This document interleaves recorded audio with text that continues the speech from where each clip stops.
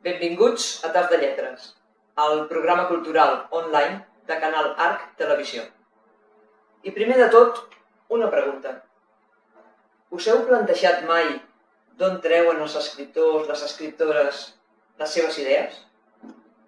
D'on apareix la gènesi a partir de la qual treballen i comencen a formar la novel·la, el recull de relats, el poemari, allò que després nosaltres llegirem? Suposo que sí, que us ho heu plantejat, perquè de fet és una de les preguntes més recurrents de les presentacions de llibre, en el moment en què s'ha acabat la presentació pròpiament dita i el públic assistent té l'oportunitat de conversar amb l'autor o l'autora. I curiosament, la majoria de vegades ens trobem en què les històries més peculiars, més brillants, més rocambolesques, tenen el seu origen en el nostre entorn més immediat, en el nostre dia a dia, en la nostra quotidianitat. Aquest és el cas del recull de relats del qual avui us vull parlar. Històries quotidianes, de Maria Teresa Galán i Buscató. Històries quotidianes és un recull de relats, concretament en trobareu 49, que està publicat dins la col·lecció Camí del Sorral, concretament el número 28, que és la col·lecció que edita l'Associació de Relataires en Català. La seva autora, Maria Teresa Galán i Buscató, s'ha dedicat tota la seva vida a la docència, sempre al voltant de l'ensenyament del català, i en l'actualitat, un cop jubilada, ha començat a indagar per aquest camí de l'escriptura, sobretot dedicant-se a l'escriptura, com he dit, de relats breus. I aquest és el primer llibre en què es presenta com a escriptora.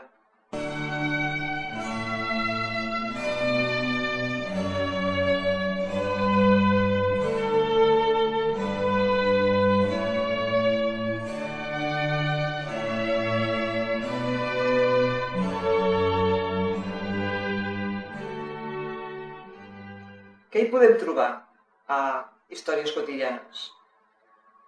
Contes que tracten sobre l'atur, la bellesa, la situació política del nostre país en aquests moments, tots aquells problemes que ens preocupen també a nosaltres, perquè formen part, com he dit abans, del nostre dia a dia. Però cal tenir en compte un detall molt important, i és que Maria Teresa Galán no entra a parlar de tots aquests temes des dels extremismes. No cau en el sentimentalisme fàcil, senzill, superflu, ni tampoc en els extrems més durs, més hostils de qualsevol altra situació.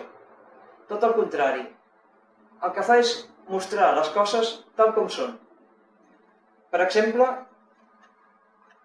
en el conte L'ombra maleïda. Cada dia, quan els nens ja eren al llit, mirava a través de les cortines una ombra que es projectava a l'altra banda del carrer. Ja feia 2 anys que cada dia apareixia a la mateixa hora. Però avui el carrer era desert.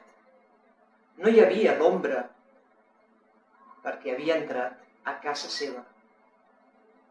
Demà, els diaris i les notícies en parlaran.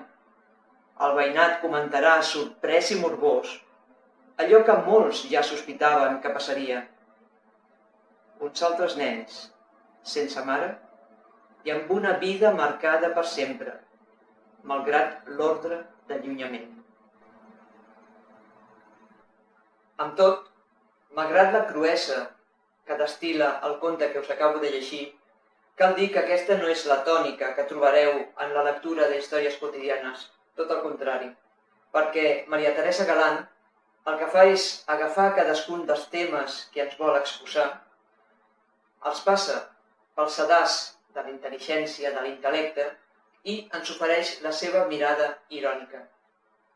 Això fa que aquests contes tinguin, a més, el plus d'un toc d'humor. Un toc d'humor que, ja us ho dic ara també, en més d'una i en més de 2 ocasions, farà que, a mesura que aneu llegint els contes, a mesura que aneu passant pàgines, se us dibuixi un somriure. També a Històries quotidianes el que hi trobarem és l'amor per la llengua. Ja he comentat abans, en parlar de la seva autora, Maria Teresa Galán, que ha estat professora de català sempre està vinculada al català i aquest aspecte, aquesta seva passió, es manifesta també pàgina rere pàgina al llarg de la lectura d'aquest recull de relats.